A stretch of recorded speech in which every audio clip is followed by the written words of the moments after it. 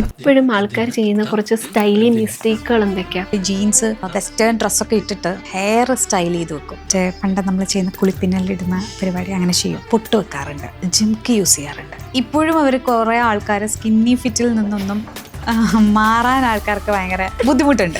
ഞാൻ sugar cut ചെയ്തതിന് ശേഷം എൻ്റെ സ്കിന്നിൽ വന്ന ചേഞ്ച് ഭയങ്കരമാണ്. ഈവൻ എൻ്റെ ഹെയറിൻ്റെ ഹെൽത്ത് പോലും വ്യത്യാസം വന്നത് അതിന് ശേഷമാണ്. റെറ്റിനോൾ ആണ് ഏറ്റവും ഇമ്പോർട്ടൻ്റ് ആയിട്ടുള്ള കാര്യം. പക്ഷെ ഇപ്പോൾ അതിനകത്ത് തന്നെ എക്സോസോംസ്, മെട്രിക്സൽ, ആർജിലൈൻ, കോപ്പർ പെപ്റ്റൈഡ് ഇങ്ങനെയുള്ള ഒത്തിരി ഇൻഗ്രീഡിയൻസ് വന്നിട്ടുണ്ട്. ഒരു 5 സൺസ്ക്രീൻ പറയാമോ? ഇസിഡിൻ എന്ന് പറഞ്ഞിട്ടൊരു സൺസ്ക്രീൻ ഉണ്ട്, ഹീലിയോ കെയർ ഉണ്ട്, മിനിമലിസ്റ്റിന്റെ ഫ്ലൂയിഡ് സൺസ്ക്രീൻ നല്ലതാണ്, PHD എന്ന് പറഞ്ഞിട്ട് ഇപ്പോൾ ഒരു ബ്രാൻഡ് ഉണ്ട്, യുവിഡോക്സ് നല്ല. ഡസ്കി ആയതുകൊണ്ട് ഡാർക്ക് ഷെയ്ഡ്സ് ചേരില്ല അങ്ങനെ ഒരു കാര്യമില്ല. പക്ഷെ അതിനെപ്പറ്റി അധികം ആൾക്കാർക്ക് അറിയില്ല. അപ്പം നമ്മൾ സലൂണിൽ പോയാൽ ഹെയർ കട്ട് കഴിഞ്ഞിട്ട് അവർ സ്റ്റൈൽ ചെയ്യും. സ്റ്റൈൽ ചെയ്ത് മാറ്റിയാൽ ഏത് ഹെയർ കട്ടും കുറച്ചൊക്കെ ബെറ്റർ ആയിട്ടിരിക്കും. ബിക്കോസ് എവിടെയൊക്കെ ആ പ്രപ്പോർഷൻസ് കറക്റ്റ് ആക്കി കൊണ്ടുവരണം എന്ന് അവർക്ക് അറിയാം. ബേസിക്കലി അവർ നോക്കുന്നത് ഹെയർ മാത്രം എങ്ങനെ നന്നാക്കി എടുക്കാം എന്ന് മാത്രമാണ്. അത് ഫേസ് ഷേപ്പിന് ചേരുന്നുണ്ടെന്ന് അവർ സത്യത്തിൽ ശ്രദ്ധിക്കാറില്ല. അപ്പോൾ സ്ട്രെയിറ്റ് ഹെയർ ഉള്ളൊരു ആള് വോൾഫ് കട്ട് ചെയ്യുകയാണെങ്കിൽ കറക്റ്റ് നമ്മൾ സ്റ്റൈൽ ചെയ്തിട്ടില്ലെങ്കിൽ കറക്റ്റ് ഒരു തൊപ്പി വെച്ചതുപോലെ ഉണ്ടാവും. ഓരോ ബോഡി ടൈപ്പിന് ഏതൊക്കെ ഡ്രസ്സായിരിക്കും ഏറ്റവും കൂടുതൽ ഭംഗിയായിട്ട് വരുന്നത്? എന്താണോ കുറവായിട്ടുള്ളത് അതിന് നമ്മൾ തിരിച്ചു കൊണ്ടുവരിക എന്നുള്ളതാണ്. 100% ജോലി സാധ്യതയോടെ ഹോട്ടൽ മാനേജ്മെന്റ് ഡിഗ്രി, ഡിപ്ലോമ കോഴ്സുകൾ പഠിക്കുവാൻ കൊച്ചിയിലെ Chavara institute of hotel management തന്നെ ധൈര്യമായി തെരഞ്ഞെടുത്തോളൂ. ഇന്ന് നമ്മുടെ കൂടെ ഉള്ളത് ഒരു ഫാഷൻ സ്റ്റൈലിസ്റ്റും ഇമേജ് കൺസൾട്ടന്റും അതേപോലെ സ്കിൻ കെയർ സ്പെഷ്യലിസ്റ്റും ആണ്. വെൽക്കം മാം. ഇപ്പോൾ ഓരോ കളർ ടോൺ അനുസരിച്ച് നമ്മൾ പറയും ഡാർക്ക് കളേഴ്സ്, ഇപ്പം ഡസ്കി ആയിട്ടുള്ള സ്കിൻ ടോണുകാർ യൂസ് ചെയ്യില്ല, ഫെയർ ആൾക്കാർ യൂസ് ചെയ്യണം, അങ്ങനൊക്കെ ഉള്ളൊരു ഇതുണ്ടല്ലോ. ഓരോ സ്കിൻ ടോണിന് ഏതൊക്കെ കളേഴ്സ് യൂസ് ചെയ്യുന്നതായിരിക്കും കൂടുതൽ ഭംഗി? സ്കിൻ ടോൺ എന്നല്ല എപ്പോഴും മനസ്സിലാക്കേണ്ടത്, സ്കിന്നിൻ്റെ അണ്ടർടോൺ ആണ്. അണ്ടർടോൺ ഏതാണെന്ന് അനുസരിച്ചിട്ട് നമ്മളുടെ വാമാണോ, കൂളാണോ, ന്യൂട്രലാണോ എന്നുള്ള കാര്യങ്ങൾ നമുക്ക് മനസ്സിലാവും. അത് ബേസ് ചെയ്തിട്ട് ഓരോ ആൾക്കാർക്കും ഓരോ കളർ പാലറ്റ് ഉണ്ടാവും. കളർ പാലറ്റ് തന്നെ ഈ പറഞ്ഞതുപോലെ ഒരു 16 കളർ പാലറ്റ്സ് ഉണ്ട്. അപ്പോൾ അതിൻ്റെ ഉള്ളിൽ നിന്ന് ഒരു പാലറ്റാണ് ആൾക്കാർക്ക് ചേരുക. അതിൽ നമ്മൾ പറയുന്ന മറ്റേ ഡസ്കി ആയതുകൊണ്ട് ഡാർക്ക് ഷെയ്ഡ്സ് ചേരില്ല അങ്ങനെ ഒരു കാര്യമില്ല. അത് ബേസ് ചെയ്തിരിക്കുന്ന വേറെ കുറേ ഫാക്ടേഴ്സ് കൊണ്ടാണ്. കോൺട്രാസ്റ്റ് ഫീച്ചേഴ്സ് തമ്മിലുള്ള കോൺട്രാസ്റ്റ് വെച്ചിട്ട്, സ്കിന്നിൻ്റെ അണ്ടർടോൺ വെച്ചിട്ട്, പിന്നെ നമ്മുടെ ക്രോമ എന്ന് പറയും, അങ്ങനെയുള്ള കുറേ ഇതനുസരിച്ചിട്ടാണ് ശരിക്കും ഈ കളർ തിയറി വർക്ക് ചെയ്യുന്നത്. പക്ഷെ അതിനെപ്പറ്റിയും അധികം ആൾക്കാർക്ക് അറിയില്ല. പക്ഷെ ഇപ്പോൾ കുറച്ചൊക്കെ ആൾക്കാർ അവെയറായി വരുന്നു. ഇപ്പം നമ്മുടെ സ്കിൻ ടോൺ ഏതാ, ഇപ്പം പറഞ്ഞല്ലോ ഓരോ ടോൺ അറിയാൻ പറ്റുമെന്ന്. ഇപ്പം ഓരോരുത്തർ വാമാണോ അങ്ങനെയൊക്കെ തിരിച്ചറിയുന്നത് എങ്ങനെയാണ്? അതിന് പൊതുവെ എല്ലാവരും പറയുന്ന മെത്തേഡ് പണ്ടൊക്കെ വെയിൻ നോക്കിയിട്ട് പറയുക എന്നുള്ളതാണ്. പക്ഷെ വെയിൻ നോക്കി പറയുന്നത് അത്ര എഫക്റ്റീവ് ആയിട്ടുള്ളൊരു മെത്തേഡായിട്ട് എനിക്ക് ഫീൽ ചെയ്തിട്ടില്ല പേഴ്സണലി. എനിക്ക് തോന്നിയിട്ടുള്ള ഏറ്റവും എഫക്റ്റീവായിട്ടുള്ള മെത്തേഡ് മെറ്റൽ ടെസ്റ്റാണ്. മെറ്റൽ ടെസ്റ്റ് എന്ന് പറയുമ്പോൾ നമ്മൾ എനിക്കത് കൂടുതലും അത് പെൺകുട്ടികൾക്കായിരിക്കും കൂടുതൽ എപ്പോഴും ഈസി ആയിട്ട് മനസ്സിലാവുക. ബിക്കോസ് നമ്മൾ ജ്വല്ലറി യൂസ് ചെയ്യുന്നത് കൊണ്ട്. അപ്പോൾ അതും എങ്ങനെയാണ് ചെയ്യേണ്ടതെന്ന് വെച്ച് കഴിഞ്ഞാൽ, ജ്വല്ലറി ഇപ്പം ഒരു തിന്നായിട്ടുള്ളൊരു ഗോൾഡൻ ജ്വല്ലറിയോ സിൽവർ ജ്വല്ലറി യൂസ് ചെയ്തത് കൊണ്ട് നമ്മുടെ ഫേസിനോട് ചേർത്ത് വെച്ചത് കൊണ്ട് അത് മനസ്സിലാവണമെന്നില്ല. ഒരു ഗോൾഡൻ ഒരു നെക്ലസ്, കുറച്ച് കട്ടിയുള്ളൊരു നെക്ലസ് ഫേസിലേക്ക് വെക്കുകയോ, അല്ലെങ്കിൽ സിൽവർ ആയിട്ടുള്ളൊരു നെക്ലസ് വെക്കുകയോ, അല്ലെങ്കിൽ റോസ് ഗോൾഡ് ആയിട്ടുള്ളൊരു നെക്ലസ് വെക്കുകയോ ഒക്കെ ചെയ്യുമ്പോൾ ഏതാണ് സ്കിന്നിനെ കൂടുതൽ കോംപ്ലിമെൻറ്റ് ചെയ്യുന്നത് നമുക്ക് മനസ്സിലാവും. അത് ബേസ് ചെയ്തിട്ട് ചെയ്യുന്നതായിരിക്കും ഏറ്റവും എഫക്റ്റീവ് ആയിട്ടുള്ള ടെസ്റ്റ് എന്നാണ് എനിക്ക് പേഴ്സണലി ഫീൽ ചെയ്തിട്ടുള്ളത്. ഇപ്പോൾ ഓരോരുത്തരുടെ ഫേസിനനുസരിച്ച് ഹെയർ കട്ട് ചെയ്തിടണമെന്ന് പറയുമല്ലോ. അപ്പോൾ ഭയങ്കര സ്ട്രെയിറ്റ് ആയിട്ട്, ഇപ്പം എൻ്റെയൊക്കെ ടൈപ്പ് ഹെയർ ഉള്ളവർക്ക് ഇപ്പോൾ റൗണ്ട് ഫേസ്, അപ്പോൾ ഇങ്ങനത്തെ രീതിയിൽ ഹെയർ കട്ട് ചെയ്തിട്ടാ, കാരണം ഒരു ലെയറും വെട്ടിയിട്ടാ ഭംഗി കാണത്തില്ല.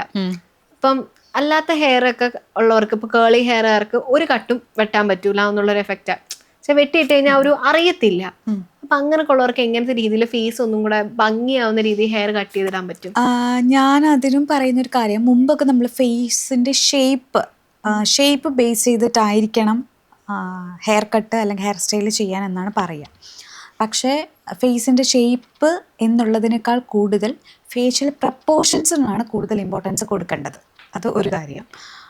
രണ്ടാമത്തെ കാര്യം, ഹെയറിൻ്റെ ടെക്സ്ചർ എങ്ങനെയാണ് എന്നുള്ളതനുസരിച്ചിട്ട് ആണ് ഹെയർ കട്ട് ചെയ്യേണ്ടത്. ഇപ്പം ഭയങ്കര വേവി ആയിട്ടുള്ളൊരു ഹെയറും അതുപോലെ സ്ട്രെയിറ്റ് ആയിട്ടുള്ളൊരു ഹെയറും ഇത് തമ്മിൽ വ്യത്യാസമുണ്ട്. ഹെയറിൻ്റെ അത് കട്ടി എത്രത്തോളം ഉണ്ട്, ഫൈൻ ഹെയർ ആണോ തിക്ക് ഹെയർ ആണോ എന്നുള്ളത്. ഇത് ഓരോ ഹെയർ സ്റ്റാൻഡ്സിൻ്റെ കാര്യമാണ് ഞാൻ പറയുന്നത്. അതിനനുസരിച്ചിട്ട് ഹെയർ കട്ട് ചെയ്യണം. പിന്നെ ഓൾസോ നമ്മുടെ വേറെ ഒരു ഇമ്പോർട്ടൻ്റ് ആയിട്ടുള്ളൊരു കാര്യം, നമ്മുടെ ഈ ക്രേനിയൽ ടോപ്പ് എന്ന് പറയും, ഇവിടെ നിന്നുള്ള ഹൈറ്റ്, ആ ഒരു ഹൈറ്റും ഭയങ്കര ഇമ്പോർട്ടൻ്റ് ആണ്. ഇതെല്ലാം കൂടെ നോക്കിയിട്ടാണ് ഒരാൾക്ക് ഏത് ഹെയർ കട്ട് ചെയ്യണം എന്ന് പറയാം. പക്ഷെ എന്നാലും ഞാൻ എപ്പോഴും പറയുന്ന എല്ലാവർക്കും സേഫർ ആയിട്ടുള്ളൊരു ഹെയർ കട്ട് എന്ന് പറയുന്നത് ബാക്കിൽ ഒരേ ലെങ്ത്തിൽ പോയാലും ഫ്രണ്ടിൽ ഫേസ് ഫ്രെയിമിങ് ലെയേഴ്സ് എല്ലാവർക്കും വേണം. ഫേസ് ഫ്രെയിമിങ് ലെയേഴ്സിൻ്റെ പക്ഷേ ലെങ്ത് എത്രത്തോളം ഉണ്ട് എന്നുള്ളത്, എത്രത്തോളം വേണം എന്നുള്ളത് ഓരോ ഫേസ് ഷേപ്പിനനുസരിച്ചിട്ട് മാറാം. ഇപ്പം നമുക്ക് പല സലൂൺസിലും പോകുമ്പോൾ പറയും നിങ്ങൾക്ക് ബട്ടർഫ്ലൈ ഹെയർ കട്ട് ചെയ്യും എന്ന് പറഞ്ഞ് നമ്മൾ കട്ട് ചെയ്യും. കട്ട് ചെയ്ത് കഴിഞ്ഞൊരു വാഷ് കഴിയുമ്പോൾ അതിന് ഭംഗി പോവും, പ്രത്യേകിച്ച് ഫീമെയിൽസിന്. അതേപോലെ മെയില് പോയി വെട്ടിക്കുന്ന സമയത്ത് അവർക്ക്, പ്രത്യേകിച്ച് നമ്മൾ ഫീമെയിലിന്റെ കാര്യം പറയാറുള്ളൂ, മെയിലിനും അവരിഷ്ടത്തിന്റെ രീതിയിൽ ഈ സലൂണിൽ നിന്ന് കട്ട് ചെയ്യും. പക്ഷെ അവരുടെ ഫേസിന് ആ ഒരു ഭംഗി കിട്ടത്തില്ല. ഇപ്പം ഫീമെയിലിനെ പോലെ തന്നെ മെയിലിനും ആ ഒരു ഭംഗിയിലെ ഹെയർ സ്റ്റൈൽ ചെയ്തിരുന്നത് എങ്ങനെയൊക്കെ ആയിരിക്കും? ഞാൻ അതിനൊരു കാര്യം പറയുന്നത് വെച്ചാൽ, ഇപ്പം നമ്മൾ സലൂണിൽ പോയാൽ നോർമലി ഹെയർ കട്ട് കഴിഞ്ഞിട്ട് അവർ സ്റ്റൈല് ചെയ്യും. സ്റ്റൈല് ചെയ്യുമ്പോൾ സ്റ്റൈൽ ചെയ്ത് മാറ്റിയാൽ ഏത് ഹെയർ കട്ടും കുറച്ചൊക്കെ ബെറ്റർ ആയിട്ടിരിക്കും. ബിക്കോസ് എവിടെയൊക്കെ ആ പ്രപ്പോർഷൻസ് കറക്റ്റാക്കി കൊണ്ടുവരണം എന്ന് അവർക്കറിയാം. പക്ഷേ നമ്മളൊരു വാഷ് കഴിഞ്ഞിട്ട് നമ്മളത് സ്റ്റൈല് ചെയ്യാതെ പുറത്ത് പോവുകയാണെങ്കിൽ പല ഹെയർ കട്ട്സും അബദ്ധമായിരിക്കും. അതിൻ്റെ ഒരു എക്സാമ്പിളാണ് ഈ ബട്ടർഫ്ലൈ കട്ടൊക്കെ. ബട്ടർഫ്ലൈ കട്ടൊക്കെ വേവി ഹെയർ ഒക്കെ ആണെങ്കിൽ അതിനകത്ത് ബ്യൂട്ടിഫുൾ ആയിട്ടിരിക്കും. ബിക്കോസ് ആ വേവ്സ് അവിടെ തന്നെ കിടക്കും. അപ്പോൾ ഈ കട്ട് ചെയ്തിട്ടുണ്ടെങ്കിലും അതിൻ്റെ എഡ്ജസ് ഒക്കെ കറക്റ്റ് ആ വേവ് പോലെ ഫീൽ ചെയ്യും. അതേപോലെ തന്നെയുള്ളൊരു കാര്യമാണ് വോൾഫ് കട്ട് ചെയ്യുക എന്നുള്ളത്. വോൾഫ് കട്ട് ചെയ്യുമ്പോൾ ഇപ്പോൾ സ്ട്രെയിറ്റ് ഹെയർ ഉള്ളൊരു ആൾ വോൾഫ് കട്ട് ചെയ്യുകയാണെങ്കിൽ ഇത് കറക്റ്റ് നമ്മൾ സ്റ്റൈൽ ചെയ്തിട്ടില്ലെങ്കിൽ കറക്റ്റ് ഒരു തൊപ്പി വെച്ചതുപോലെ ഉണ്ടാവും. പക്ഷെ അതൊരിക്കലും എനിക്ക് തോന്നുന്നില്ല ഒരു ഹെയർ സലൂൺസിലും അവരത് പറഞ്ഞു തരും എന്ന്. ഒരു ഹെയർ സലൂണിൽ ചെല്ലുന്ന സമയത്ത് അവർ എപ്പോഴും ഹെയറിൻ്റെ കാര്യം മാത്രമേ നോക്കാറുള്ളൂ.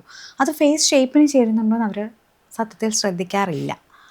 ഞാനിപ്പോൾ സപ്പോസ് സലൂൺസിൽ പോവുകയാണെങ്കിൽ ഞാൻ അവരുടെ അടുത്ത് ഓൾറെഡി എപ്പോഴും പറയുന്നൊരു കാര്യമാണ് എൻ്റെ ഹെയറിൽ കണ്ടീഷണർ യൂസ് ചെയ്യേണ്ടത്. അവരാദ്യം ചോദിക്കുക എന്താ കണ്ടീഷണർ യൂസ് ചെയ്താൽ. ചില ആൾക്കാർ കണ്ടീഷണർ അടിച്ചേൽപ്പിക്കാൻ നോക്കും. അതേപോലെ തന്നെ ഞാൻ പറയാറുണ്ട് എൻ്റെ ഹെയറിൽ സെറ്റ് ചെയ്യേണ്ട. ബിക്കോസ് എനിക്ക് ഹെയർ കട്ട് കഴിഞ്ഞിട്ട് സെറ്റ് ചെയ്ത് കഴിഞ്ഞാൽ അത് എനിക്ക് മനസ്സിലാവില്ല. അതിനകത്ത് എന്തെങ്കിലും പ്രശ്നം ഉണ്ടെങ്കിൽ ഇത് സെറ്റ് ചെയ്ത് കഴിഞ്ഞാൽ ബ്യൂട്ടിഫുൾ ആയിട്ടിരിക്കും. അപ്പം നമ്മൾ ചിലപ്പോൾ വീട്ടിൽ പോയി ഒരു വാഷ് കഴിഞ്ഞതിന് ശേഷം ഒരിക്കലും അതിനകത്ത് പ്രശ്നം മനസ്സിലാവുക. സോ ആദ്യം തന്നെ എനിക്കത് ഹെയർ സെറ്റ് ചെയ്യുന്നതിന് മുമ്പ് അത് കാണണം. അത് കണ്ട് ഓക്കെ പറഞ്ഞതിന് ശേഷം മാത്രമേ ഞാനത് മേ ബി സെറ്റ് ചെയ്യണം എന്നുണ്ടെങ്കിൽ കൂടി സെറ്റ് പറയുള്ളൂ. സെയിം കാര്യം തന്നെയാണ് എനിക്ക് തോന്നാറുള്ളത്. നമ്മളുടെ ഈ ഒരുവിധപ്പെട്ട മേക്കപ്പ് പ്രോഡക്ട്സ് ഒക്കെ വിൽക്കുന്ന ഷോപ്പിൽ എല്ലായിടത്തും ഉണ്ടാവുക വാം ലൈറ്റ് ആയിരിക്കും. അപ്പോൾ അവർ ഈ പറയുന്ന പോലെ അവിടെ ചെന്ന് കഴിഞ്ഞിട്ട് ഈ പ്രൊഡക്റ്റ് നിങ്ങൾക്ക് നന്നായിട്ട് ചേരും എന്ന് പറയുമ്പോൾ, അല്ലെങ്കിൽ ഇത് നിങ്ങളുടെ സ്കിൻ ടോൺ നന്നായിട്ട് ചേരുന്നു പറഞ്ഞാൽ അവിടെ വെച്ച് നോക്കുമ്പോൾ അത് ഭയങ്കര ബ്യൂട്ടിഫുൾ ആയിട്ടിരിക്കും. ബിക്കോസ് അവിടെ വാം ലൈറ്റ് ആയതുകൊണ്ട്. അത് എല്ലായ്പ്പോഴും ശരിയാവണമെന്നില്ല. നമ്മൾ വീട്ടിൽ പോയിട്ട് കൂൾ ലൈറ്റിൽ അല്ലെങ്കിൽ ന്യൂട്രൽ ലൈറ്റിൽ നമ്മൾ നോക്കുമ്പോൾ വേറെ കളറിൽ തന്നെ ഇരിക്കാനുള്ള ചാൻസ് ഉണ്ട്. അത് വേറെ ഒന്നും കൊണ്ട് സംഭവിക്കുന്നതല്ല. മേക്കപ്പ് പ്രൊഡക്ട്സ് വിൽക്കുന്ന ആൾക്കാർ മേക്കപ്പ് പ്രൊഡക്ട്സിൽ മാത്രമായിരിക്കും ശ്രദ്ധിക്കുന്നുണ്ടാവുക. ഹെയറിൻ്റെ സ്റ്റൈലിംഗ് അല്ലെങ്കിൽ അങ്ങനെയുള്ള കാര്യങ്ങൾ നോക്കുന്ന ആൾക്കാർ അതിൽ മാത്രമായിരിക്കും ഫോക്കസ് ചെയ്യുന്നുണ്ടാവുക. നമ്മളുടെ അണ്ടർടോണോ അല്ലെങ്കിൽ നമ്മളുടെ ഫേസ് ഷേപ്പോ ഒന്നും തന്നെ അവരുടെ കൺസേണിൽ ചിലപ്പോൾ പെടുന്നുണ്ടാവില്ല. ഈ നമ്മളിപ്പം ഫേസിൻ്റെ ടോൺ അനുസരിച്ച് നമ്മൾ ഈ ഹെയർ കളർ മാറ്റുമ്പോൾ ഫേസ് ഒന്നും കൂടെ ബ്രൈറ്റ് ആവും എന്ന് പറയാറുണ്ട്. അപ്പം അതെന്തുകൊണ്ടാണ്? അതായത് ആ ചെറിയൊരു റിഫ്ലക്ഷൻ നമ്മളുടെ ടോണിലുള്ള നമ്മൾക്ക് സ്യൂട്ടബിൾ ആവുന്ന രീതിയിലുള്ള ഹെയർ കളർ ആണെങ്കിൽ ഹെയറിന് ഒരു ഡെപ്തും ഒരു ഡയമെൻഷനും കൊണ്ടുവരാൻ പറ്റും. ഇപ്പോൾ സപ്പോസ് ഞാൻ പറയുന്നത് ബ്ലാക്ക് എന്ന് പറഞ്ഞൊരു കളറ്, ഇപ്പോൾ എല്ലാവരും പറയുന്നത് ബ്ലാക്ക് ഭയങ്കര ഫ്ലാറ്ററിങ് ആയിട്ടുള്ളൊരു കളറായിട്ടാണ്. പക്ഷേ ബ്ലാക്ക് എന്ന് പറഞ്ഞൊരു കളറ് അത് ഭയങ്കര ഫ്ലാറ്റ് ആക്കുന്ന ഒരു കളറാണ്. അതിന് ഡെപ്ത്ത് ഉണ്ടെന്ന് പറഞ്ഞാലും അതിന് ഡെപ്ത്ത് ഭയങ്കര കുറവാണ്. ഒറ്റ കളറിലിരിക്കുകയല്ലേ. അപ്പം അതിൻ്റെ അകത്ത് ഒരു ടോണും കൂടെ കൊണ്ടുവരുമ്പോൾ കുറച്ചും കൂടി ഒരു ഡയമെൻഷൻ വന്ന പോലെ ഉണ്ടാവും. സോ അത് നമ്മുടെ സ്കിന്നിനെ കോംപ്ലിമെൻറ്റ് ചെയ്യുന്ന, സ്കിന്നിൽ തന്നെയുള്ള ഒരു കളറിൻ്റെ ഒരു ചെറിയ ടിൻ്റാണ് അതിനകത്ത് ഉള്ളതെങ്കിൽ കുറച്ചും കൂടി ഫേസിനെ അത് എൻഹാൻസ് ചെയ്യും. എന്നാൽ at the same time black ഹെയറിൻ്റെ അവിടെ ആയിട്ട് ഉണ്ടാവുകയും വേണം. അപ്പം അങ്ങനെ ചെയ്യുമ്പോൾ രണ്ട് ടോണിലിരിക്കുകയാണെങ്കിൽ അത് എപ്പോഴും ഭയങ്കര എൻഹാൻസ്മെൻ്റ് ആയിരിക്കും കൊണ്ടുവരും. ഇപ്പം മെന്ന് ഹെയർ കളർ ചൂസ് ചെയ്യുന്ന സമയത്ത് മെന്നും അത് നോക്കണോ? നോക്കണം. ഇപ്പം അവർ ഹെയർ കുറേ പേര് ഇപ്പം ഭയങ്കര ഡാർക്ക് കളേഴ്സ് അടിച്ചു വയ്ക്കും. അപ്പം ചിലവർ ഭയങ്കര ഒരു വൃത്തിയേടായിട്ട് തോന്നും. അതെന്തുകൊണ്ടാണ്? അത് ഭയങ്കര ബ്ലാക്ക് അല്ല കൂടുതൽ ആൾക്കാരുടെയും നാച്ചുറൽ ഹെയറിൻ്റെ കളറ്. നമ്മൾ അടിക്കുന്ന ഈ ഡൈയുടെ കളറ് കൂടുതൽ സമയത്തും അത് നല്ല പ്യുവർ ജെറ്റ് ബ്ലാക്ക് ആയിരിക്കും. ഇപ്പം ശ്രദ്ധിച്ചിട്ടുണ്ടാകുന്ന നമ്മൾ നോർമലി പറയുമ്പോൾ നമ്മൾ ഹെയറിൻ്റെ ആണെങ്കിലും ഐസിൻ്റെ ആണെങ്കിലും കളർ പറയുന്നത് ബ്ലാക്ക് എന്നാണ്. സത്യത്തിൽ ബ്ലാക്ക് അല്ല, അത് ബ്രൗണിൻ്റെ ഷെയ്ഡ്സ് ആണ്. ഡാർക്ക് ബ്രൗൺ ആണ് അതുള്ളത്, ബ്ലാക്ക് അല്ല. പക്ഷെ നമ്മൾ ഈ ആർട്ടിഫിഷ്യലായിട്ട് ഉണ്ടാക്കിയെടുക്കുന്ന ഡൈസിനൊക്കെ എപ്പോഴും അതിന് നല്ല ബ്ലാക്ക് ടിൻ്റാണ് കൊടുക്കുക. അതുകൊണ്ടുണ്ടാകുന്ന ഒരു പ്രശ്നം കൂടിയാണത്. ഇപ്പം മേക്കപ്പിൻ്റെ കാര്യത്തിലോട്ട് വരുവാണെങ്കിൽ ഇപ്പം മാം എപ്പോഴും പറയും ഐബ്രോ ഫില്ല് ചെയ്യുമ്പോൾ ഫേസിന് ഭയങ്കരമായിട്ട് ഒരു ഡിഫറൻസ് വരുമെന്ന്. അതെന്തുകൊണ്ടാണ് പറയുന്നത്? ഐബ്രോസ് ഫേസിനെ ഫ്രെയിം ചെയ്യുന്ന എലമെന്റ്സിൽ ഒന്നാണ്.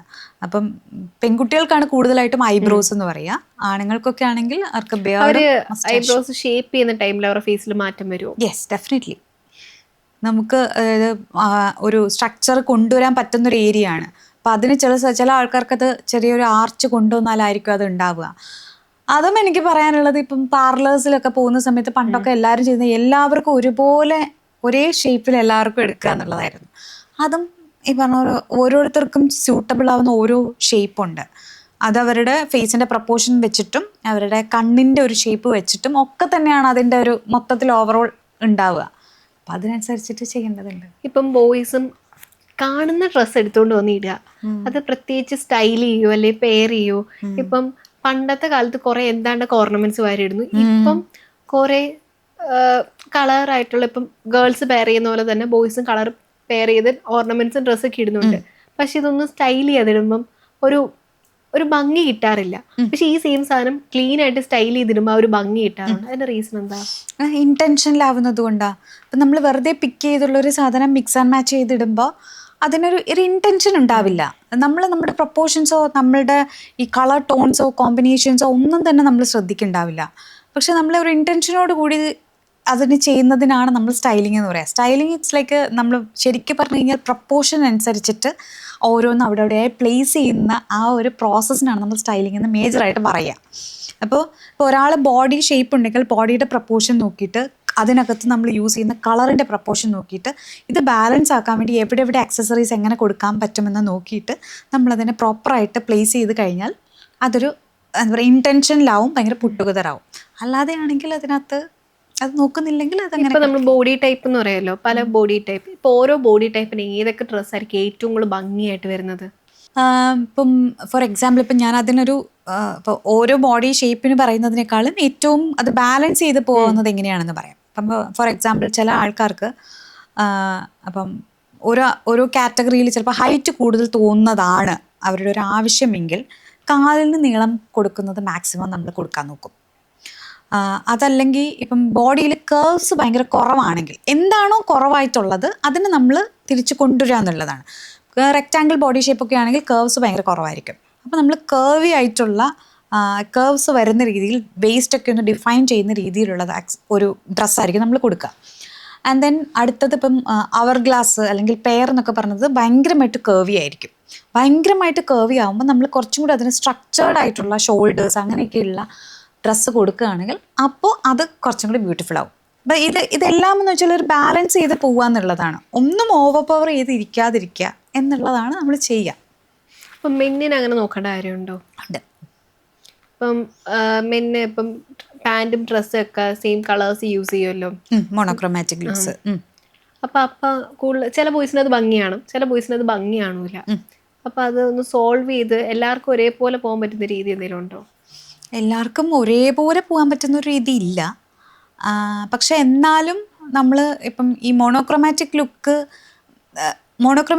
എന്ന് പറഞ്ഞാൽ അത് ശരിക്കും പണ്ട് നമ്മൾ പറയുന്ന യൂണിഫോം പോലെ ഇരിക്കുന്നൊരു പരിപാടി അല്ല. മോണോക്രോം എന്ന് വെച്ച് കഴിഞ്ഞാൽ ഒറ്റ കളറ് മറ്റേ ഹെയർ മുതൽ അല്ലെങ്കിൽ ടോ വരെ ഇടണം എന്നുള്ളതല്ല. അത് ഒരു കളർ ഫാമിലിയിൽപ്പെട്ട ഡിഫറെൻറ്റ് ഷെയ്ഡ്സ് യൂസ് ചെയ്യാം. അങ്ങനെയുള്ളതിനെയും മോണോക്രോമാറ്റിക് ലുക്ക് എന്ന് പറയാം. സോ അത് യൂസ് ചെയ്ത് കഴിഞ്ഞാൽ ഈ പ്രശ്നം മാറും. ഇപ്പം എല്ലാവരുടെയും കയ്യിൽ മസ്റ്റായിട്ട് വേണമെന്നുള്ള കുറച്ച് ഡ്രസ്സുകളുണ്ടല്ലോ. മീൻസ് എല്ലാ ഡ്രസ്സും ഇല്ലെങ്കിലും എവിടെയെങ്കിലും പോകുമ്പോൾ ഭയങ്കര ഭംഗിയായിട്ട് എപ്പോഴും നമ്മുടെ കയ്യിൽ ഒരു ഡ്രസ്സ് എപ്പോഴും മസ്റ്റായിട്ട് കാണണമെന്ന് മാം പറയാറുണ്ടല്ലോ. ഇപ്പൊ ഒരു ബ്ലാക്ക് കളറിലുള്ള അതേപോലൊക്കെ പറയല്ലോ. ഇപ്പൊ ഇതേപോലെ ഫീമെയിൽസിനും മെൻസിനും ഒരേപോലെ എപ്പോഴും കയ്യിൽ വെക്കേണ്ട മസ്റ്റായിട്ടുള്ള ഒരു ഡ്രസ്സ് പറയാമോ? അതിന് നമ്മൾ നോർമലി പറയുന്നത് ക്ലാസിക് ന്യൂട്രൽസ് എന്ന് പറയുന്ന കളേഴ്സിൽ. ക്ലാസിക് ന്യൂട്രൽസ് എന്ന് പറയുന്നതാണ് ബ്ലാക്ക്, വൈറ്റ്, അങ്ങനെയുള്ള ബേസിക് കളേഴ്സ്. പിന്നെ ഇപ്പോൾ ഓരോരുത്തരുടെ നേവി, ബ്ലാക്ക്, വൈറ്റ്, നേവി, ഇത് മൂന്നും ക്ലാസിക് ന്യൂട്രൽസിൽപ്പെട്ട കളേഴ്സാണ്. ക്ലാസിക് ന്യൂട്രൽസിൽപ്പെട്ട കളേഴ്സിലുള്ള റിലാക്സ്ഡ് ഫിറ്റ് ആയിട്ടുള്ളതാണെങ്കിൽ ഒരുവിധപ്പെട്ട ആൾക്കാർക്ക് എല്ലാം കുറേയൊക്കെ സ്യൂട്ടബിൾ ആയിട്ട് പോകും. റിലാക്സ്ഡ് ഫിറ്റ് ആയിരിക്കണം. അത് സ്ലിം ഫിറ്റ് ആയിരിക്കണം എന്ന് ഒരിക്കലും ഞാൻ പറയില്ല. അതുപോലെ തന്നെ മറ്റേ നെക്കിൻ്റെ അവിടെയൊക്കെ ആണെങ്കിലും അത്യാവശ്യത്തിന് ചെറിയൊരു ഗ്യാപ്പ് കൊടുത്തിട്ടായിരിക്കണം. ജെൻസിന് പിന്നെ ഓൾമോസ്റ്റ് ഷർട്ടിനൊക്കെ അങ്ങനെയാണ് കോളേഴ്സൊക്കെ വരിക. പക്ഷേ ടീഷർട്ടൊക്കെ യൂസ് ചെയ്യുന്ന സമയത്ത് അത് എപ്പോഴും ശ്രദ്ധിക്കേണ്ടതുണ്ട്. അത്യാവശ്യം ഒരു ബ്രീത്തബിൾ സ്പേസ് കൊടുക്കുക, റിലാക്സ്ഡ് ഫിറ്റ് നോക്കുക, ഈ ഒരു ക്ലാസിക് ന്യൂട്രൽസ് കളേഴ്സ് നോക്കുക. പിന്നെ എപ്പോഴും പറയാനുള്ളത് പാരലൽസ് ആയിട്ടുള്ള പാൻസ് നോക്കുക. അതായത് കുറച്ച് ലൂസ് ഫിറ്റ് ആയിട്ടുള്ള, സ്ട്രെയിറ്റ് ഫിറ്റ് ആയിട്ടുള്ള, അങ്ങനത്തെ ഉള്ളത്. അതായത് സ്കിന്നി ഫിറ്റ് ആയിട്ടുള്ള കാര്യങ്ങൾ അവോയ്ഡ് ചെയ്തിട്ട് എല്ലാത്തിനും കുറച്ച് റിലാക്സ്ഡ് ഫിറ്റ് കൊടുക്കുകയാണെങ്കിൽ ഒരുവിധമൊക്കെ നമുക്കത് പരിഹരിച്ച് പോകാൻ പറ്റും. ഇപ്പം ചമ്പി ആയിട്ടുള്ള ആൾക്കാർ പറയുമല്ലോ വണ്ണം കുറയുന്ന രീതിയിലുള്ള ഒരു ഡ്രസ്സ് പെയർ ചെയ്യണമെന്ന്. അപ്പം അങ്ങനെ ആകുമ്പോൾ എങ്ങനെ പെയർ ചെയ്യാൻ പറ്റും? അതിൽ ഒന്നാണ് ഈ നമ്മൾ നോർമലി പറയുന്ന മോണോക്രോമാറ്റിക് ലുക്ക്. പിന്നെ വേറൊരു കാര്യം, കുറച്ച് ഡാർക്ക് ടോൺസ് യൂസ് ചെയ്ത് കഴിഞ്ഞാൽ അതിന് ഷാഡോസ് ഭയങ്കര കുറവായിരിക്കും. അതുകൊണ്ട് തന്നെ അത് കുറച്ചും കൂടി മെലിഞ്ഞതായിട്ട് ഫീൽ ചെയ്യിപ്പിക്കും. പിന്നെ അതേപോലെയുള്ള വേറൊരു കാര്യം എന്ന് പറയുന്നത് വേർട്ടിക്കൽ ലൈൻ കൊണ്ടുവരിക എന്നുള്ളതാണ്. അപ്പോൾ ബോഡിക്ക് നീളം തോന്നും. അപ്പം പ്രിൻസ് വലിയ ഹെവി പ്രിൻസ് ആയിട്ട് കൊണ്ടുവരാതെ വേർട്ടിക്കൽ ലൈൻ, സ്ട്രെയിറ്റ് ലൈൻ എങ്ങനെ കൊണ്ടുവരാൻ പറ്റുന്നുണ്ടെന്ന് നോക്കുക. അതിനനുസരിച്ച് ഡ്രസ്സപ്പ് ചെയ്ത് കഴിഞ്ഞാൽ കുറേയൊക്കെ അങ്ങനെ ഇരിക്കും. പിന്നെ നമ്മൾ യൂസ് ചെയ്യേണ്ട ഇപ്പോൾ ഓർണമെൻറ്റ്സിൻ്റെ കാര്യമാണെങ്കിൽ അണ്ടർടോൺ അനുസരിച്ചിട്ട് സിൽവർ വേണോ ഗോൾഡ് വേണോ എന്നൊക്കെ നോക്കിയിട്ട് അതിൻ്റെ അകത്തും ഏകദേശം ഒരു കോമൺ എലമെൻറ്റ് കൊണ്ടുവന്നാൽ, ഇപ്പം നമ്മൾ കയ്യിൽ യൂസ് ചെയ്യുന്ന ആക്സസറിക്ക് ആയിക്കോട്ടെ, ഇയറിംഗ് ആയിക്കോട്ടെ, നെക്ക് പീസ് ആയിക്കോട്ടെ, എല്ലാത്തിനും ഇപ്പം ഗോൾഡ് ആണെങ്കിൽ ഗോൾഡ് എല്ലാത്തിനും ഒരു എലമെൻറ്റ് കൊണ്ടുവരിക. അങ്ങനെയൊക്കെ ആണെങ്കിൽ ഓൾമോസ്റ്റ് നമുക്ക് ഭയങ്കരമായിട്ട് ഈ ലുക്ക് പല രീതിയിൽ പല സ്ഥലത്തേക്ക് പല ഫോക്കസ് ചെയ്ത് പോവില്ല. ഫോക്കസ് എവിടെയായിരിക്കും? ആ ഒരൊറ്റ ലുക്കിലായിരിക്കും. അപ്പം അങ്ങനെ വരുമ്പോൾ കുറേയൊക്കെ നമുക്ക് മെലിഞ്ഞതായിട്ട് തോന്നും. ഇപ്പം നമ്മുടെ പൗച്ചിൽ മെയിനായിട്ട് വേണ്ട മേക്കപ്പ് പ്രോഡക്ട്സ് ഏതൊക്കെയാണ്? ഇപ്പം അത് ഞാൻ പറയാതെ തന്നെ നോർമലി എല്ലാവരും പറയുന്ന കാര്യം ലിപ്സ്റ്റിക്ക്, ലിപ് ഷെയ്ഡ്സ് എന്തായാലും വേണം. പക്ഷെ ഞാൻ പറയുകയാണെങ്കിൽ ബ്ലഷും അത്യാവശ്യമായിട്ടുള്ളൊരു കാര്യമാണ്. ഐബ്രോസ് അത് ഫില്ല് ചെയ്യുന്ന കാര്യം അത്യാവശ്യമാണ്. Foundation, concealer. കുറേ ആൾക്കാർ കൺസീലർ ഒന്നും യൂസ് ചെയ്യാതെ ഫൗണ്ടേഷൻ മാത്രം യൂസ് ചെയ്ത് പോകുന്ന ആൾക്കാരുണ്ട്. ഫൗണ്ടേഷൻ യൂസ് ചെയ്യുമ്പോൾ എവിടെയെങ്കിലും പിഗ്മെൻറ്റേഷൻ ഉണ്ടെങ്കിൽ ആ പിഗ്മെൻറ്റേഷനെയും കൂടി അത് എടുത്ത് കാണിക്കും. അതായത് ആ ഒരു ഏരിയയിൽ ഭയങ്കര ഗ്രേ ആയിട്ട് ഫീൽ ചെയ്യും. പക്ഷെ കൺസീലർ ഉണ്ടെങ്കിൽ അങ്ങനെ ഫീൽ ചെയ്യത്തില്ല. ഫൗണ്ടേഷൻ യൂസ് ചെയ്യുന്നതിനേക്കാളും ഞാൻ എപ്പോഴും പറയാം കൺസീലർ യൂസ് ചെയ്യാനാണ്. ബിക്കോസ് ഫൗണ്ടേഷന് കവറേജ് കുറവായതുകൊണ്ട് തന്നെ അതൊരു ഈവൻ ടോൺ തരാൻ വേണ്ടിയിട്ട് ഹെൽപ്പ് ചെയ്യുന്നതാണെങ്കിലും നമ്മൾ കൂടുതലായിട്ടും കേരളത്തിലുള്ള സ്കിൻ ടോണിനൊക്കെ ഹൈപ്പർ പിഗ്മെൻറ്റേഷൻ ഭയങ്കരമായിട്ട് കൂടുതലാണ്. അണ്ടർ ഐ ഡാർക്ക് സർക്കിൾസ് കൂടുതലാണ്. അപ്പോൾ അതിലൊക്കെ ഫൗണ്ടേഷൻ മാത്രം ഇട്ട് പോയാൽ ഒരു ഗ്രേ ആഷി അങ്ങനെ ഒരു ടോൺ അവിടെയൊക്കെ ഉണ്ടാവും. ആ ഇംപെർഫെക്ഷൻസ് കുറച്ചും കൂടി എടുത്ത് കാണിക്കുന്ന പോലെ എനിക്ക് തോന്നും. നേരെ മറിച്ച് കൺസീലർ ആണെങ്കിൽ സ്പോട്ട് കറക്റ്റ് ചെയ്ത് പോവാം. എവിടെയൊക്കെയാണ് ഡാർക്ക് പാച്ചസ് ഉള്ളത് അവിടെ മാത്രം കറക്റ്റ് ചെയ്യാം, ഈവൻ ടോൺ ആയിട്ട് ഇരിക്കാൻ. അത് കുറച്ചും കൂടി ഹെൽപ്പ് ചെയ്യുന്നതായിട്ട് എനിക്ക് തോന്നിയിട്ടുണ്ട്. ഇപ്പം ഈ ഫൗണ്ടേഷൻ സെലക്ട് ചെയ്യുന്ന സമയത്ത് നമ്മുടെ സ്വന്തം ഷെയ്ഡ് എങ്ങനെ സെലക്ട് ചെയ്യാൻ പറ്റും?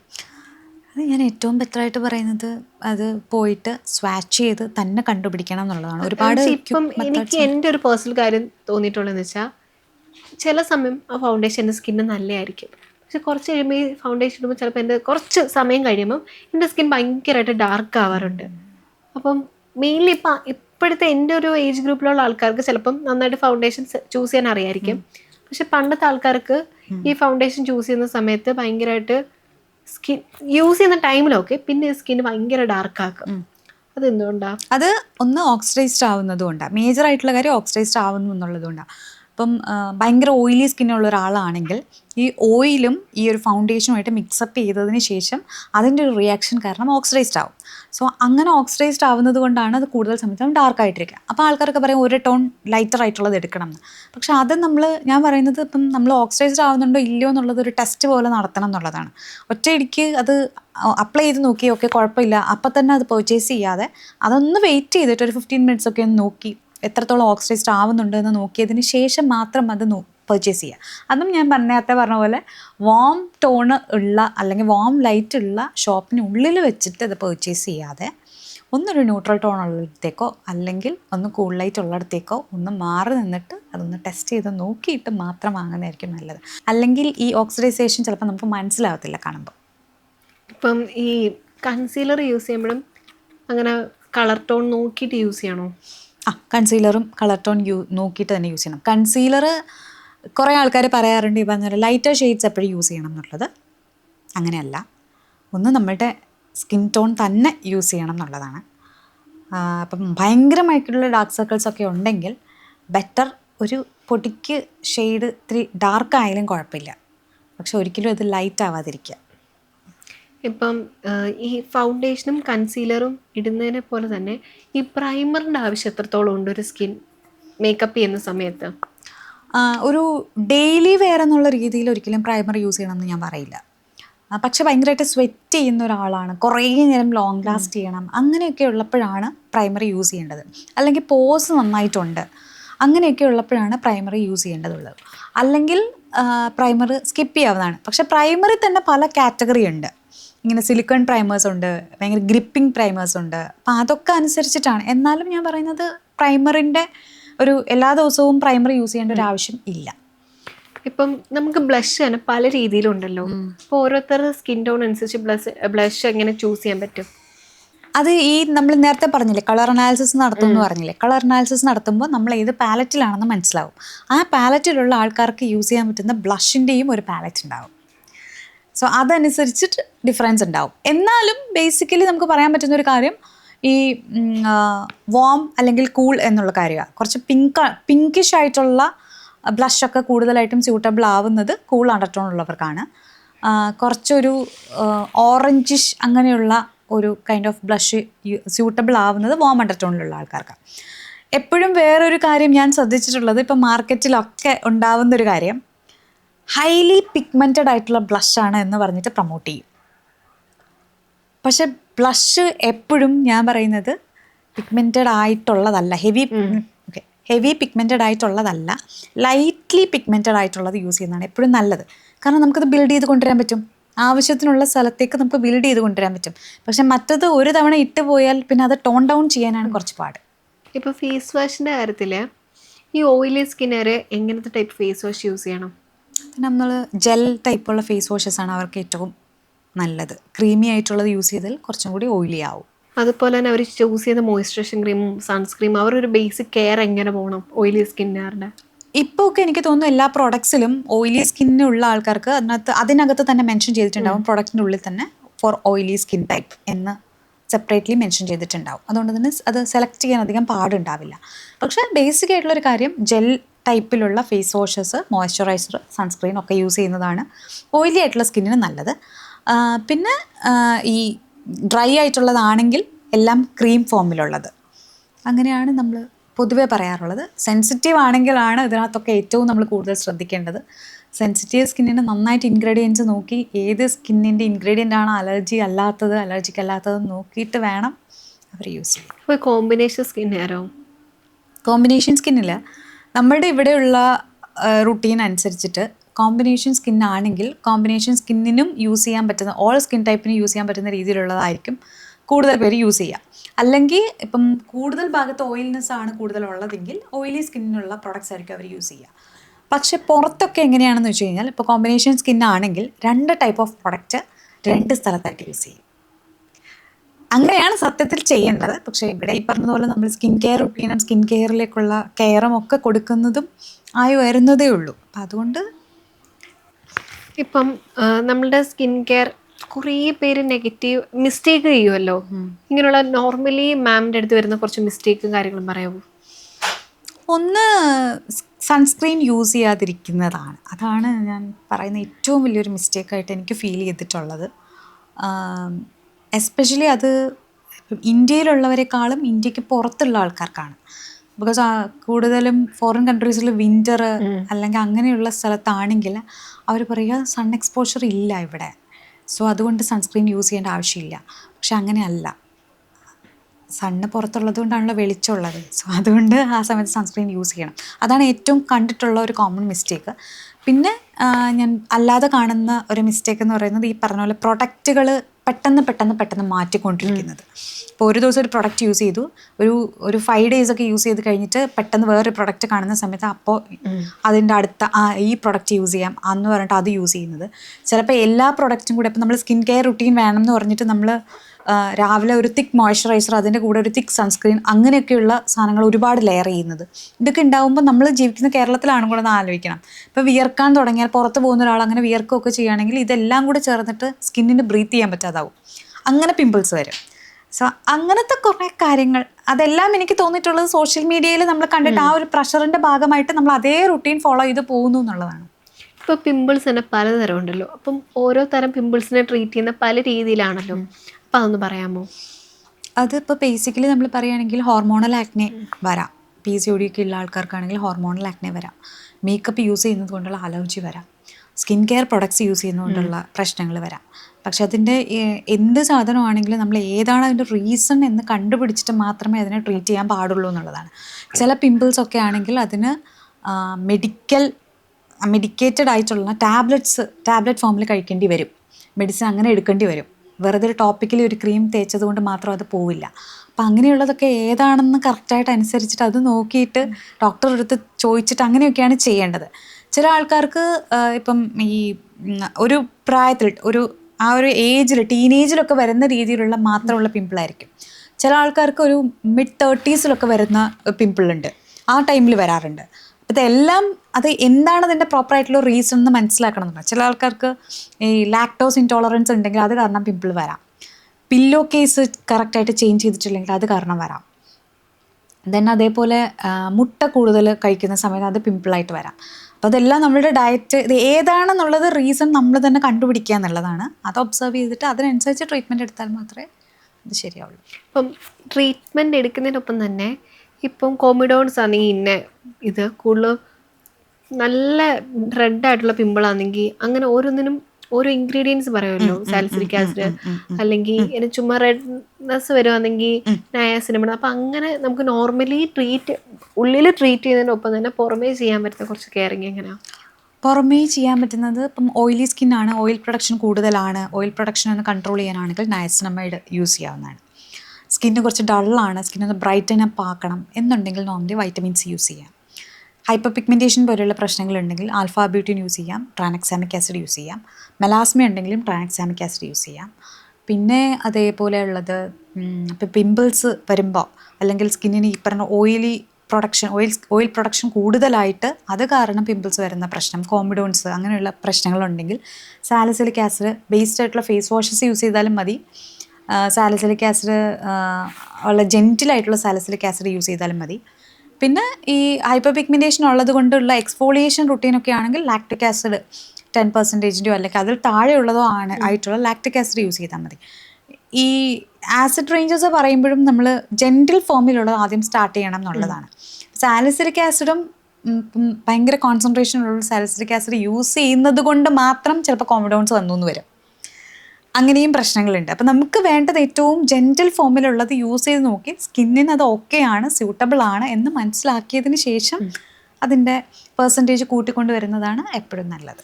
ഇപ്പോഴും എല്ലാവരും Korean skin care, class skin ഇതിന് പുറകെ പോകുന്നുണ്ടല്ലോ.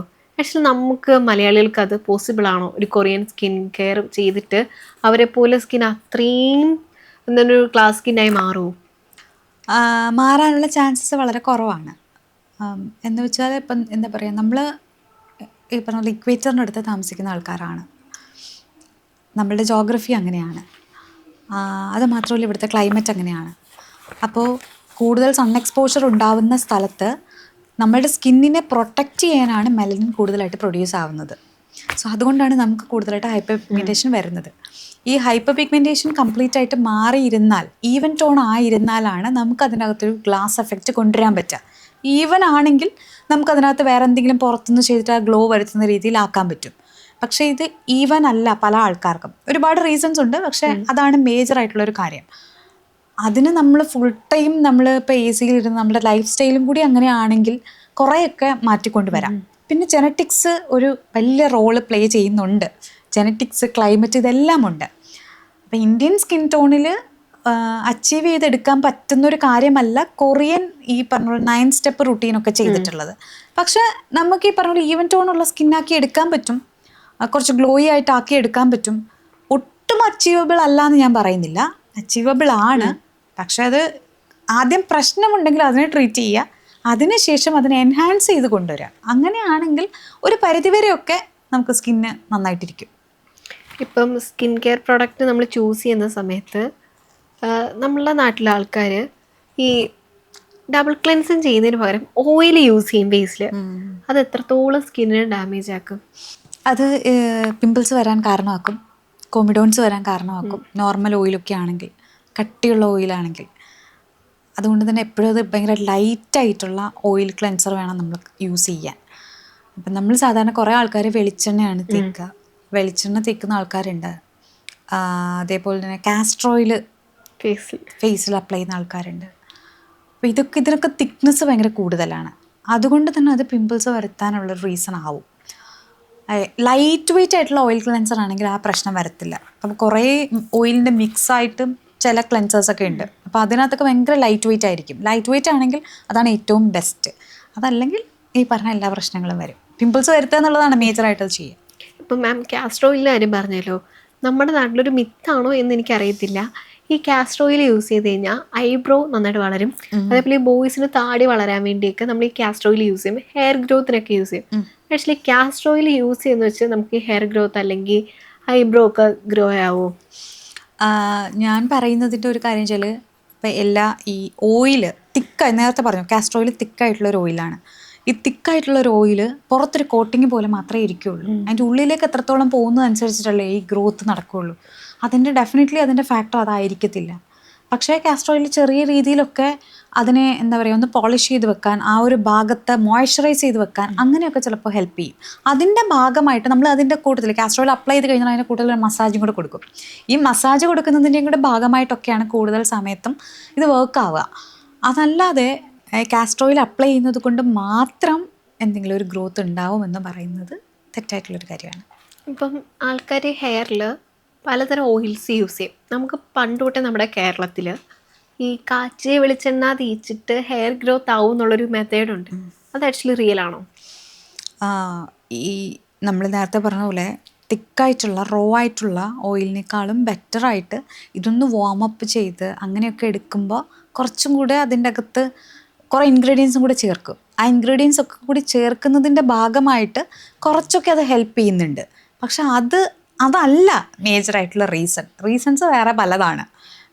പക്ഷേ ഇപ്പോൾ ഞാൻ പറയുന്നത് വേറൊരു കാര്യം, ഈ ഓയിൽ അപ്ലൈ ചെയ്യുന്നത് കൊണ്ട് ഹെൽപ്പ് ചെയ്യുന്നൊരു കാര്യം ഫ്രിസ്നെസ്സിനെ ഭയങ്കരമായിട്ട് കുറയ്ക്കും. ഫ്രിസ്നെസ്സിനെ ഭയങ്കരമായിട്ട് കുറയ്ക്കുന്നത് കൊണ്ട് തന്നെ ഹെയർ ഡ്രൈ ആവത്തില്ല. ഹെയർ ഡ്രൈ ആവാത്തതുകൊണ്ട് ഹെയർ ബ്രേക്കേജ് ഉണ്ടാവത്തില്ല. ബ്രേക്കേജ് ഉണ്ടാവാത്തത് കൊണ്ട് അത് ഓൾമോസ്റ്റ് ലോങ് ഹെയർ ആയിട്ട് കിടക്കും. അതാണ് ഇതിൻ്റെ മേജറായിട്ട് പറയാനുള്ളത്. ഇപ്പം നമ്മുടെ നാട്ടിലൊന്നും ഇത്രയും ഹെയർ ഓയിൽ യൂസ് ചെയ്താൽ പോലും ഷാമ്പു യൂസ് ചെയ്യാൻ പേരൻസ് സമ്മതിക്കില്ല. ഷാമ്പു യൂസ് ചെയ്ത് കഴിഞ്ഞാൽ ഹെയർ മറ്റേ വേരോടെ പോകുന്നതാണ് ഒരു മിത്തുണ്ട്. അത് ആക്ച്വലി റിയൽ ആണോ? അല്ല, ബിക്കോസ് ഫേസ് നമ്മൾ ക്ലെൻസ് ചെയ്താൽ മാത്രമേ ഫേസ് നന്നായിട്ട് ഇരിക്കുകയുള്ളൂ നമുക്കറിയാം. അപ്പോൾ അതേപോലെ തന്നെയാണ് നമ്മളുടെ സ്കാൽപ്പും ക്ലെൻസ് ചെയ്യണം. ക്ലീൻ ചെയ്തിട്ടില്ലെങ്കിൽ അവിടെയും ഡേർട്ട് അടിഞ്ഞു കൂടിയിട്ട് ഡാൻഡ്രഫും അങ്ങനെയുള്ള പല രീതിയിലുള്ള പ്രശ്നങ്ങൾ വരാനുള്ള ചാൻസ് ഉണ്ട്. അപ്പോൾ നമ്മൾ ബേസിക്കലി ഒന്ന് ജസ്റ്റ് ആലോചിച്ച് നോക്കിയാൽ മതി. നമ്മൾ കുളിക്കുമ്പോൾ സോപ്പ് തേക്കാതെ കുളിച്ചാൽ നമുക്കൊരു തൃപ്തി വരുമോ? ഇല്ല. ക്ലീൻ ആയതായിട്ട് നമുക്ക് ഫീൽ ചെയ്യത്തില്ല. സോ അതേപോലെ തന്നെ സ്കാൽപ്പിനെ ക്ലീൻ ചെയ്യുന്നതിന് വേണ്ടിയിട്ട് നമ്മൾ യൂസ് ചെയ്യുന്നൊരു കാര്യമാണ് ഷാമ്പു. ഇപ്പം ഷാമ്പു ചൂസ് ചെയ്യുമ്പം എങ്ങനെ നമ്മുടെ ഹെയറിൻ്റെ കൺസേൺ അനുസരിച്ച് യൂസ് ചെയ്യാൻ പറ്റും? ചില ആൾക്കാർക്ക് പറഞ്ഞ പോലെ ഡാൻഡ്രഫ് അങ്ങനെയുള്ള പ്രശ്നങ്ങളുണ്ടെങ്കിൽ ഹെയറിനേക്കാളും ഞാൻ എപ്പോഴും പറയുന്നത് സ്കാൽപ്പിൻ്റെ കാര്യം നോക്കാൻ വേണ്ടിയിട്ടാണ്. ഷാമ്പൂസൊക്കെ യൂസ് ചെയ്യുന്ന സമയത്ത് സ്കാൽപ്പിൻ്റെ ഒരു ഹെൽത്ത് അനുസരിച്ചിട്ട് യൂസ് ചെയ്യുക എന്നുള്ളതാണ്. ഡാൻഡ്രഫ് അങ്ങനെയുള്ള കാര്യങ്ങളുണ്ടെങ്കിൽ അതിന് വേണ്ടിയിട്ടുള്ള ക്ലാരിഫയിങ് ഷാമ്പൂസ് യൂസ് ചെയ്യുക, അല്ലെങ്കിൽ അതിനകത്ത് അങ്ങനെയുള്ള ഇൻഗ്രീഡിയൻസ് നോക്കിയിട്ട് അത് വെച്ചിട്ട് യൂസ് ചെയ്യുക. പിന്നെ ഈ എന്താ പറയുക പെപ്റ്റൈഡ്സ് ഷാമ്പൂസിൽ യൂസ് ചെയ്യുന്നത് നല്ലതാണ്. അപ്പോൾ അങ്ങനെയുള്ള കാര്യങ്ങൾ യൂസ് ചെയ്യുന്നതാണ് എപ്പോഴും സ്കാൽപ്പിൻ്റെ ഹെൽത്ത് നോക്കിയിട്ട് ചെയ്യുക എന്നുള്ളതാണ്. ഡ്രൈ സ്കാൽപ്പ് ആണെങ്കിൽ വീണ്ടും നമ്മൾ സാലിസിലിക് ആസിഡ് ബേസ്ഡ് ആയിട്ടുള്ളൊരു ഷാമ്പൂ എല്ലാ ദിവസവും യൂസ് ചെയ്യുന്നത് അത്ര നല്ലതായിരിക്കില്ല. ഇപ്പം ഈ ഷാമ്പു യൂസ് ചെയ്തെന്ന് പറഞ്ഞ് നമ്മുടെ ഹെയർ ഫോൾ കാര്യങ്ങളൊക്കെ മാറും. ഇപ്പം ഡാൻഡ്രഫ് എന്ന് പറയുമ്പോഴേ നമ്മളെല്ലാവരും നോർമലി കോമൺ ആയിട്ട് ഒരു ഡാൻഡ്രഫ് ഷാമ്പു മേടിച്ചുപയോഗിക്കും. ആക്ച്വലി അത് യൂസ്ഫുൾ ആണോ?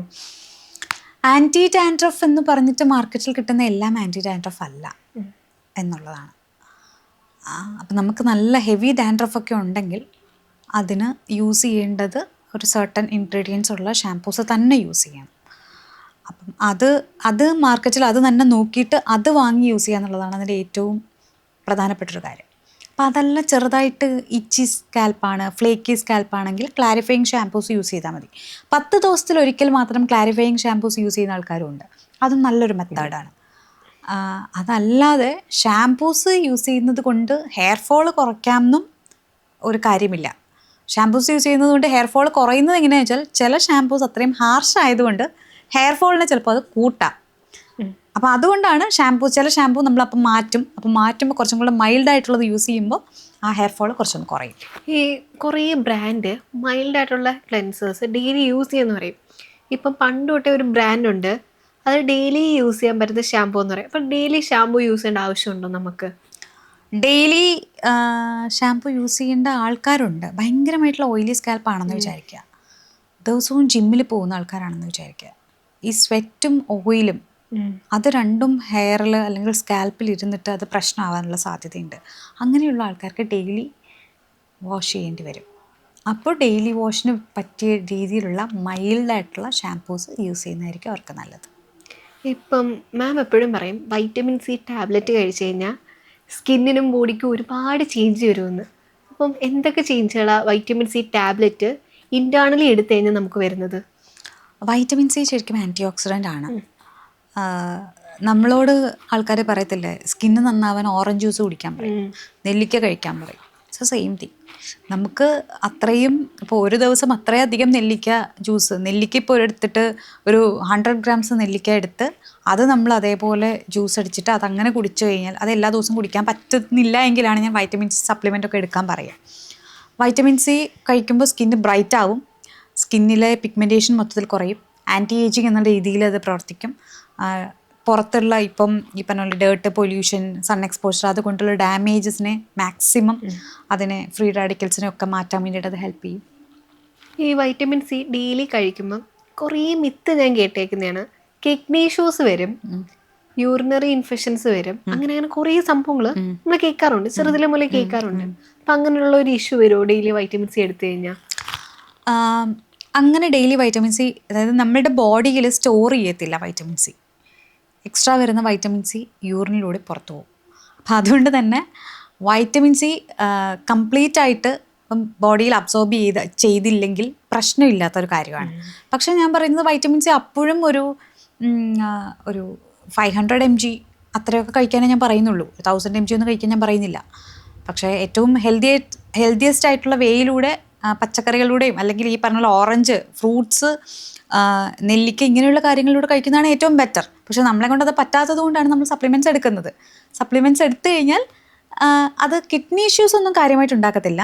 പക്ഷേ ചില ആൾക്കാർക്ക് ഡൈജസ്റ്റീവ് ഇഷ്യൂസ് ഉണ്ടാക്കാം.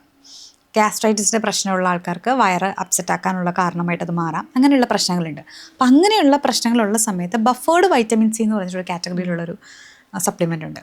സോ അത് കുറച്ചും കൂടെ ഇൻറ്റസ്റ്റൈനെയൊക്കെ ഓക്കെ ആക്കി മൈൽഡാക്കി കൊണ്ടുപോകുന്നൊരു സാധനമാണ്. എത്രത്തോളം നമ്മുടെ ഗട്ട് ഹെൽത്ത് നമ്മുടെ സ്കിന്നിന് ആവശ്യം? വളരെ വളരെ സ്കിന്നിന് മാത്രമാണോ അത് ഹെയറിനും? എല്ലാത്തിനും ഗട്ട് ഹെൽത്ത്, സ്കിന്ന്, ഹെയർ എന്ന് മാത്രമല്ല മെൻ്റൽ ഹെൽത്തിനും ഉൾപ്പെടെ എല്ലാ കാര്യത്തിനും അത് ഇമ്പോർട്ടൻ്റ് ആയിട്ടുള്ളൊരു കാര്യമാണ്. ഇപ്പം ഗട്ട് ഹെൽത്ത് ഓക്കെ അല്ലെങ്കിൽ മെൻ്റൽ ഹെൽത്ത് ഉൾപ്പെടെ ഡൗൺ ആവില്ല? യെസ്. ഇപ്പം മാമിൻ്റെ ഒരു ട്രാൻസ്ഫോർമേഷൻ ജേർണിയിലോട്ട് എടുക്കുകയെങ്കിൽ ഏറ്റവും കൂടുതൽ ഹെൽപ്പ് ചെയ്തൊരു ഘടകം എന്തായിരുന്നു? കൺസിസ്റ്റൻസി. മാമിൻ്റെ വർക്കൗട്ടും ഡയറ്റ് പ്ലാനൊക്കെ എങ്ങനെയായിരുന്നു? ഞാൻ അങ്ങനെ കൃത്യമായിട്ടൊരു ഒന്ന് ഫോളോ ചെയ്തിട്ട് ഇപ്പം എല്ലാവരും ചെയ്യുന്നത് പോലെ എങ്ങനെ ചെയ്തു പോകണം അങ്ങനെ ആയിരുന്നില്ല. എനിക്ക് എൻ്റേതായ പ്രശ്നങ്ങൾ മനസ്സിലാവുമല്ലോ. അപ്പം എനിക്കെന്ത് കഴിക്കുമ്പോഴാണ് എൻ്റെ ബോഡി റിയാക്ട് ചെയ്യുന്നത്, അപ്പം അതിനനുസരിച്ചിട്ട് ഞാൻ ട്രാക്ക് ചെയ്യാൻ തുടങ്ങി. അതിനനുസരിച്ചിട്ട് എനിക്ക് ഒട്ടും ഒഴിവാക്കാൻ പറ്റാത്ത കാര്യങ്ങളെ എങ്ങനെയൊക്കെ ഒഴിവാക്കാം എന്നുള്ള രീതിയിൽ ഞാനൊരു സ്ട്രാറ്റജി ഉണ്ടാക്കി. അതിനനുസരിച്ചിട്ടാണ് ഓരോ കാര്യങ്ങളും ചെയ്തു പോയത്. അപ്പം അതുകൊണ്ട് തന്നെ എനിക്കത് കൺസിസ്റ്റൻസിയോട് കൂടി കൊണ്ടുപോകാൻ പറ്റിയിട്ടുണ്ട്. ഞാൻ ആ കൺസിസ്റ്റൻസി തന്നെയാണ്, അതായത് പേഴ്സണലൈസ്ഡ് ആയിട്ടുള്ള ഒരു പ്ലാൻ എല്ലാ ആൾക്കാർക്കും വേണം. നമ്മൾ ഡയറ്റ് ചെയ്യുന്നതോ വർക്കൗട്ട് ചെയ്യുന്നതോ നമുക്കൊരു എക്സ്ട്രാ ജോലിയായി മാറരുത്. അങ്ങനെയാണെങ്കിൽ ആരും അത് ചെയ്യാൻ നിൽക്കില്ല. ഷുഗർ കട്ടിൻ്റെ ആവശ്യം എത്രത്തോളം നമ്മുടെ സ്കിന്നിനും നമ്മുടെ ഹെയറിനും നമ്മുടെ ബോഡിക്കും ഉണ്ട്? എനിക്കതിൻ്റെ ഏറ്റവും വലിയൊരു എക്സാമ്പിളായിട്ട് പറയാനുള്ളത് ഞാൻ തന്നെയാണ്. ഞാൻ ഷുഗർ കട്ട് ചെയ്തതിന് ശേഷം എൻ്റെ സ്കിന്നിൽ വന്ന ചേഞ്ച് ഭയങ്കരമാണ്. അപ്പം അത് പറയാതെ തന്നെ അറിയാവുന്നൊരു കാര്യമാണ്. എൻ്റെ ബോഡിയിലെ എക്സ്ട്രാ വെയിറ്റ് കുറഞ്ഞത് ഷുഗറായിരുന്നു മെയിൻ കാരണം എന്ന് എനിക്കറിയാം. ഈവൻ എൻ്റെ ഹെയറിൻ്റെ ഹെൽത്ത് പോലും വ്യത്യാസം വന്നത് അതിന് ശേഷമാണ്. ആൻഡ് ഓവറോൾ ഞാൻ പറയുന്നത് ഇപ്പം സ്കിന്ന്, ഹെയർ അല്ലെങ്കിൽ ബോഡി എന്നുള്ളതിൻ്റെ അപ്പുറം എനർജിയിൽ ചേഞ്ച് വന്നു എന്നുള്ളതാണ്. നമ്മൾ നോർമലി പറയുക ഷുഗർ കഴിച്ചാൽ എനർജി ഉണ്ടാവും, അപ്പം ആ എനർജിയിൽ ബോഡി ഓടുന്ന ഒരു കാര്യമുണ്ട്. പക്ഷെ എന്നെ സംബന്ധിച്ചിടത്തോളം എനിക്ക് ഷുഗർ കട്ട് ചെയ്തപ്പോൾ ഏറ്റവും ആദ്യം കുറച്ച് ഈ പറഞ്ഞ വിഡ്രോവൽ പോലെ വന്നിട്ട് കുറച്ച് ക്ഷീണം വന്നു. പക്ഷെ അതിന് ശേഷം നമ്മൾ പ്രോപ്പറായിട്ടുള്ള ഫുഡിൽ നിന്നുള്ള എനർജി കിട്ടാൻ തുടങ്ങി. പിന്നെ എനിക്ക് ഷുഗർ കഴിക്കുമ്പോഴാണ് എനിക്ക് പ്രശ്നം തോന്നുക, എനിക്ക് എനർജി കുറച്ച് ഡൗൺ ആയതുപോലെ. ഇപ്പോൾ ഫീമെയിൽസിനൊക്കെ ഈ ഒരു എന്താ പറയുക പീരീഡ്സിൻ്റെ ഒക്കെ ടൈം ആകുമ്പം ഷുഗർ വേണം അല്ലെങ്കിൽ ചോക്ലേറ്റ്സ് വേണം എന്നുള്ളൊരു സംഭവം ഉണ്ടല്ലോ. അപ്പോൾ അതെങ്ങനെ ഒന്ന് ക്രേവിങ്സ് ഒന്ന് സ്റ്റോപ്പ് ചെയ്യാൻ പറ്റും? ആ സമയത്ത് ഞാൻ പറയുന്നത് കുറച്ചും കൂടി നല്ല ഓപ്ഷൻ ആയിരിക്കും ജാഗറി അല്ലെങ്കിൽ പാം ജാഗറി, അതല്ലെങ്കിൽ അങ്ങനെയുള്ള ഹെൽത്തി ഓപ്ഷൻസ് നമുക്ക് എടുക്കാവുന്നതാണ്. ജാഗറിയൊക്കെ കുറച്ചും കൂടി ആ സമയത്ത് നമ്മുടെ ബോഡിക്ക് നല്ലതാണ്. അപ്പോൾ അത് എടുക്കുന്നത് നല്ലതാണ്. പിന്നെ ഈ പറഞ്ഞതുപോലെ ചോക്ലേറ്റ് കഴിക്കുന്നത് ഭയങ്കര നല്ലതാണ്. ഡാർക്ക് ചോക്ലേറ്റ് കഴിക്കുന്നത് നല്ലത് തന്നെയാണ്. അതിന് ഡാർക്ക് ചോക്ലേറ്റ് ആയിട്ട് കഴിക്കാം. ഈ ഷുഗർ ചോക്ലേറ്റ് കഴിക്കണം എന്ന് നിർബന്ധമില്ല. പക്ഷെ നമ്മളുടെ ടേസ്റ്റ് ബഡ്സ് അതുമായിട്ട് കൂടുതൽ യൂസ്ഡ് ആയിട്ടുണ്ട്. ബിക്കോസ് ഇന്ത്യയിൽ കിട്ടുന്ന കൂടുതൽ ചോക്ലേറ്റ്സിലും കൂടുതലുള്ളത് ഷുഗർ മാത്രമാണ് എന്നുള്ളതുകൊണ്ട്. ആൻഡ് പിന്നെയുള്ളൊരു കാര്യം, ഷുഗർ ഫ്രീ ചോക്ലേറ്റ്സ് ആ സമയത്ത് വേണമെങ്കിൽ യൂസ് ചെയ്യാവുന്നതാണ്. ഷുഗർ റീപ്ലേസ് ചെയ്തിട്ടുള്ള ഇപ്പം അങ്ങനെ പല ഓപ്ഷൻസ് ഉണ്ട്. ഇപ്പം നമുക്ക് കോക്കനട്ട് ഷുഗർ വെച്ചിട്ടുള്ള ചോക്ലേറ്റ്സ് ഉണ്ടാവും, ഡയറ്റ് ചോക്ലേറ്റ്സ് ഉണ്ടാവും, അങ്ങനെയുള്ള കുറേ ചോക്ലേറ്റ്സ് ഉണ്ട്. പക്ഷേ എല്ലാത്തിൻ്റെയും ടേസ്റ്റിൽ ചെറിയ ഡിഫറൻസ് ഉണ്ടാവും. എന്നാലും മാം സജസ്റ്റ് ചെയ്യുന്ന ഒരു 5 സൺസ്ക്രീൻ പറയാമോ? ഇസിഡിൻ എന്ന് പറഞ്ഞിട്ടൊരു സൺസ്ക്രീൻ ഉണ്ട്, ഹീലിയോ കെയർ ഉണ്ട്, മിനിമലിസ്റ്റിൻ്റെ ഫ്ലൂയിഡ് സൺസ്ക്രീൻ നല്ലതാണ്, PHD എന്ന് പറഞ്ഞിട്ട് ഇപ്പോൾ ഒരു ബ്രാൻഡ് ഉണ്ട്, അതിൻ്റെ സൺസ്ക്രീൻ നല്ലതാണ്, UV-ഡോക്സ് നല്ലതാണ്. ഇതേപോലെ തന്നെ ഫേസ് വാഷ് സജസ്റ്റ് ചെയ്യുന്ന ഏതൊക്കെയാണ്? മീൻസ് ഓരോ സ്കിൻ കൺസേൺ അനുസരിച്ച് ഏറ്റവും എല്ലാ സ്കിന്നും കോമൺ ആയിട്ട് ഉപയോഗിക്കാൻ പറ്റത്തില്ല. എന്നാൽ പോലും ഇപ്പോൾ ഓയിലി സ്കിന്നും കോമ്പിനേഷൻ സ്കിന്നും കൂടെ നോർമലി യൂസ് ചെയ്യാൻ പറ്റുന്നൊരു ഫേസ് വാഷ്. ഞാൻ എപ്പോഴും അത് പറയാറുള്ളത് സിംപിളിൻ്റെ ഫേസ് വാഷ് എന്നാണ്. ഇപ്പോഴും ആൾക്കാർ ചെയ്യുന്ന കുറച്ച് സ്റ്റൈലി മിസ്റ്റേക്കുകൾ എന്തൊക്കെയാണ്? ഇപ്പോൾ ഡ്രസ്സിങ്ങിലായാലും ഓർണമെൻറ്റ്സിലായാലും കോമൺ ആയിട്ട് സ്റ്റൈലിംഗ് മിസ്റ്റേക്കിൽ എനിക്ക് ആദ്യം വരുന്നൊരു കാര്യം, നമ്മൾ നോർമലി ജീൻസ് വെസ്റ്റേൺ ഡ്രസ്സൊക്കെ ഇട്ടിട്ട് ഹെയർ സ്റ്റൈൽ ചെയ്ത് വെക്കും. മറ്റേ പണ്ട് നമ്മൾ ചെയ്യുന്ന കുളിപ്പിന്നലിടുന്ന പരിപാടി അങ്ങനെ ചെയ്യും. അത് ചെയ്യാറുണ്ട്. പൊട്ട് വെക്കാറുണ്ട്, ജിംക്ക് യൂസ് ചെയ്യാറുണ്ട്. അങ്ങനത്തെ കുറച്ച് മിസ്റ്റേക്കുകൾ ഞാൻ ഒരുപാട് കണ്ടിട്ടുണ്ട്.